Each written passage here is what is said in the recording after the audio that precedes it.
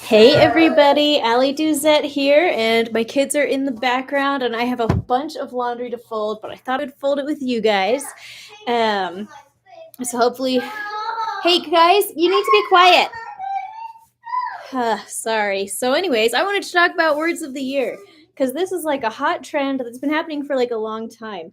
That people love to find out the word of their year, or like to pick the word of their year and everything.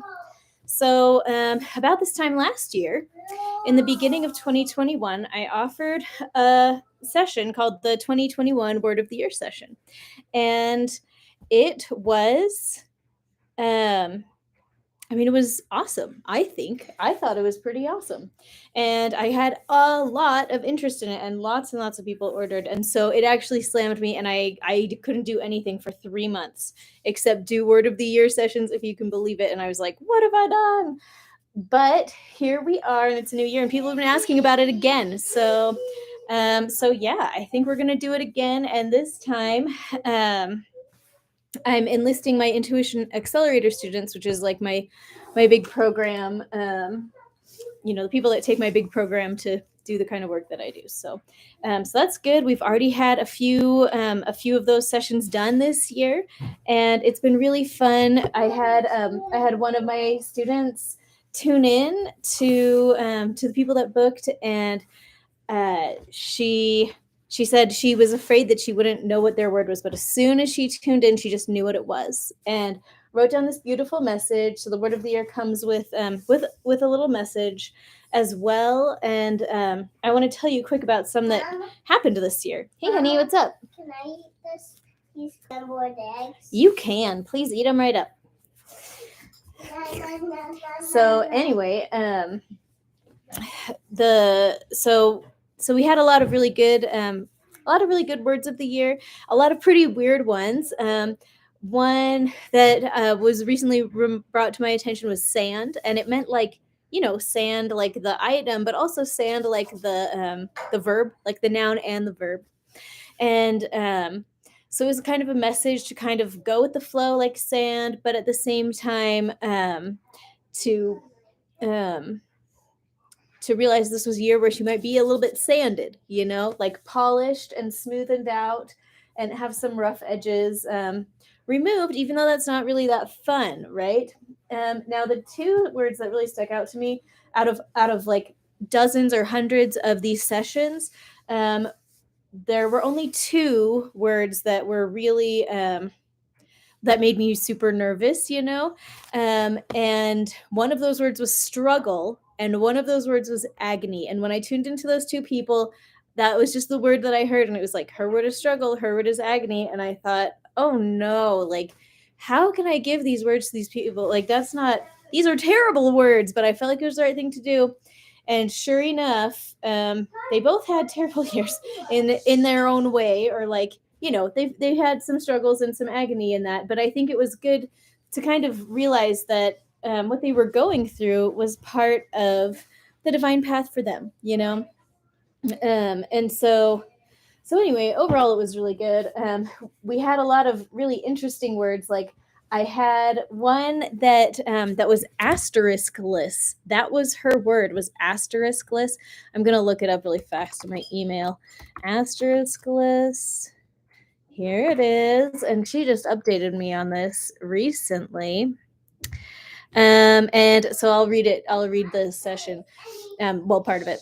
It said, the word coming into my mind for you is asteriskless, which is such a strange word, but there you go. The meaning of it is similar to simplicity. There's just no asterisk. There's no fine print. There's no secret. The divine message with this word is that this is a year to clear out the asterisks in your life, all the places where you have combined your gifts with expectations, all the places in your life where other people are levying expectations on you. This is a year to set yourself free from all that. It's a year to let yourself live and flow without the asterisks of fine print. Releasing yourself from assumed fine print, releasing others from your own fine print. It's a year to kind of take things at face value, not read into things, not take things personally. To give without a hope of receiving, to give without an asterisk. To receive without an asterisk, without guilt, without feeling like you didn't deserve it, or whatever. And so So anyway, I love that. So um there were a bunch of really interesting words, and I anticipate the same for this year, so that is really fun. So I'll just talk about words of the year for just a little minute, because obviously, I mean, like, people pick their own words of the year, and I think that's great. Um, and so, as you're picking your word of the year, I think there's kind of two ways to go about it. And in my work, I obviously go through one way of that, and people go through another way of that when they do it just for funsies. Um, the way to do it kind of for fun is to tune into yourself and ask, like, what is the energy that you want to focus on in this year? What is the thing that you want to bring to your year? And I said it was just for fun, but really it is very powerful to use the power of your own choices and your agency to decide what you want to bring into your year. And so as you're thinking about 2022 and how you want it to go for you, I do invite you to really think about, what is the energy that you want to bring with you into the year, and what is the word that's going to support you through that. And I had some people comment in my Facebook group about how they would like write their word of the year on every single week in their planner, so they just kept seeing it over and over. Or people would put this on just different places where they could see it. A couple of years ago, my best friend painted me my word of the year on like canvas, and I could like hang it up on the wall, and I loved that. And so there's lots of things that you can do to like set an intention for the year. What is the word that you want to that like encapsulates the feeling that you want to choose into this year? And I think that's really great.